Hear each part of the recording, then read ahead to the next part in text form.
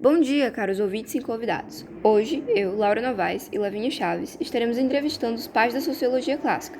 Nós trouxemos Karl Marx, filósofo e economista alemão, defensor do socialismo científico e do comunismo. Nosso segundo convidado é Émile Durkheim, sociólogo e antropólogo francês, conhecido como criador do método sociológico pautado no fato social.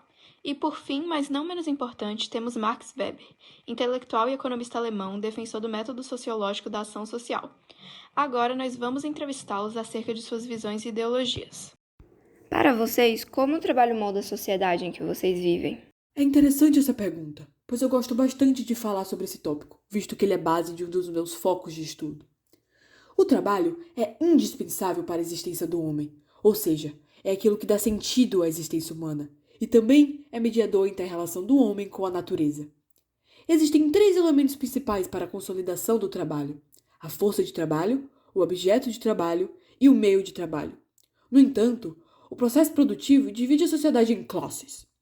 No capitalismo industrial em que vivemos, existem 2 classes principais: a burguesia e o proletariado. A burguesia é composta por aqueles que têm posse dos meios de produção. Já o grupo dos proletariados é aquele que precisa vender a sua força de trabalho para os burgueses. Essa divisão faz com que exista a classe dominadora e a classe dominada, de modo que os interesses entre essas classes sejam inconciliáveis. Portanto, a luta de classe se estabelece e molda a sociedade desigual que vivemos atualmente. Nas sociedades anteriores ao capitalismo, observei que as pessoas eram unidas pelas semelhanças culturais, valores e crenças. As pessoas praticavam as mesmas tarefas, com a divisão rudimentar ou inexistente do trabalho, e eram unidas por um forte senso de coletividade. Chamei essa organização de solidariedade mecânica. Já nas sociedades capitalistas, a coesão social se baseia na interdependência entre os indivíduos. As pessoas desempenham diferentes funções especializadas na sociedade. Essa é a solidariedade orgânica. Para explicar a divisão social do trabalho moderno, uso a metáfora do corpo humano. Ela afirma que a coletividade funciona como um organismo vivo, onde cada sujeito exerce uma função essencial na estrutura social por meio do trabalho. Assim, a divisão do trabalho mantém a harmonia do sistema essencial à sociedade. Eu considero o trabalho uma das ações mais dignas da sociedade. Todos devem trabalhar, pois essa é uma forma de dar algum significado para a nossa vida no planeta Terra. Existem 2 formas como o trabalho se apresenta: a dos católicos e a dos protestantes. Os católicos trabalham como uma forma de sustento e pagamento dos pecados.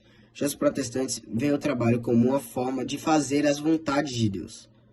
A vida dos trabalhadores protestantes é completamente regrada e resume-se em, basicamente, ir da casa para o trabalho, do trabalho para a igreja, e assim sucessivamente. Eles também acreditam que cada ser humano possui uma vocação, ou seja, uma profissão, que é uma dádiva de Deus. Assim, eu concluo que existem 2 ideais acerca do trabalho, completamente opostos e contrários, que moldam uma sociedade diversa e equilibrada. Bom, agora vamos introduzir outra pauta a esse podcast. Na opinião de vocês, existe relação entre religião e economia? Ora, para mim, a religião é simplesmente o suspiro da criatura oprimida, o coração do mundo sem coração e o espírito das condições sem espírito. Ela é o ópio do povo. Acredito que as religiões oferecem algum conforto aos trabalhadores explorados, pois eles conseguem, de alguma forma, compensar o seu sofrimento real através da crença. Se não houvesse a dominação de uma classe sobre a outra, na minha visão, não haveria religião alguma. Além disso, a religião também é usada para a dominação. O cristianismo, por exemplo, encoraja a covardia, o desprezo próprio, o rebaixamento, a submissão e a humildade. Dessa forma, a classe dominante mantém a paz com o proletariado, e a exploração da classe trabalhadora, infelizmente, continua. Acredito que religião seja uma força integrativa na sociedade, já que inclui as crenças coletivas. A minha teoria funcionalista atribui diversas funções para a religião na sociedade. Dentre elas, dar um propósito à vida e oferecer às pessoas um sentimento de pertencimento à coletividade. Isto é, ser uma ferramenta de consolo social. Além do que, já foi citado, a religião também tem papel de entregadora na sociedade, assim como o patriotismo. Isso porque os conflitos que existem entre os diferentes grupos sociais são deixados de lado, devido ao encontro de pontos em comum com a fé e os valores morais. Essa força integradora que é a religião é extremamente importante, pois garante a ordem e o equilíbrio social. No meu livro A Ética Protestante e o Espírito do Capitalismo, eu busco encontrar semelhanças entre a religião e o trabalho, o qual movimenta a economia. A ética protestante calvinista introduz a noção de predestinação para a sociedade. Essa ideia consistia na crença religiosa de que cada indivíduo nasce com um dom que é dádiva de Deus. Além disso, o desperdício do tempo é visto por as pessoas como um pecado, e por isso ele deve ser usado da forma que Deus recomenda, isto é, trabalhando. Além disso, os protestantes pregam por uma vida sem consumismo e negócios prósperos. Por isso, a economia prospera a partir da religião protestante. Quais são as suas principais obras e as principais ideologias defendidas nelas? Bom, é muito fácil falar sobre as minhas obras, já que possuo diversas obras de sucesso, como o Capital, o Manifesto Comunista e a Ideologia Alemã. Mas a mais famosa de todas é sem dúvidas o Capital. Ela possui 3 volumes e foca no aprofundamento de conceitos econômicos.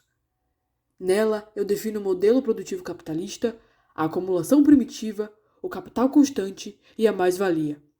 Além disso, eu também defendo a existência de uma realidade dialética, ou seja, penso que para que ocorra a compreensão de uma realidade, não é preciso somente do estudo sobre ela, mas também da análise de uma realidade que a contradiga. Resumidamente, eu digo que sempre deve haver a análise do contraditório. Eu também uso muito da minha intelectualidade nessa obra. Exploro conceitos de classe e trabalho, exercendo sempre uma forte crítica ao falho modelo capitalista. Os meus livros mais conhecidos são O Suicídio e As Regras do Método Sociológico, né? Com certeza esses dois. Porém, O Suicídio foi mais vendido e apreciado pelo público, né? Bom, nesta obra eu afirmo que o suicídio não tem uma causa individual, mas sim uma causa social. Acredito que o suicídio pode ser caracterizado como egoísta, altruísta ou anômico. Me aprofundo na questão de que quando o pertencimento ao grupo se enfraquece, os suicídios egoístas aumentam. É o contexto no qual a individuação se intensifica e a coletividade se enfraquece. As minhas obras mais famosas são A Ética Protestante e o Espírito do Capitalismo e A Política como Vocação, sendo que A Política como Vocação foi sem dúvidas uma das minhas mais significantes. Nela eu busquei explicar, dentre muitas outras coisas, o monopólio da violência que parte do Estado. Ao meu ver, o Estado é aquele que detém a capacidade de dominar a sociedade e exerce a dominação legítima sobre os indivíduos. Eu também defini a sociologia da violência, que é dividida em 3 categorias: a dominação tradicional, a dominação carismática e, por último, a dominação racional legal. Então foi esse nosso podcast. Obrigada pela paciência e esperamos que tenham aprendido muito com nossos convidados. Até a próxima!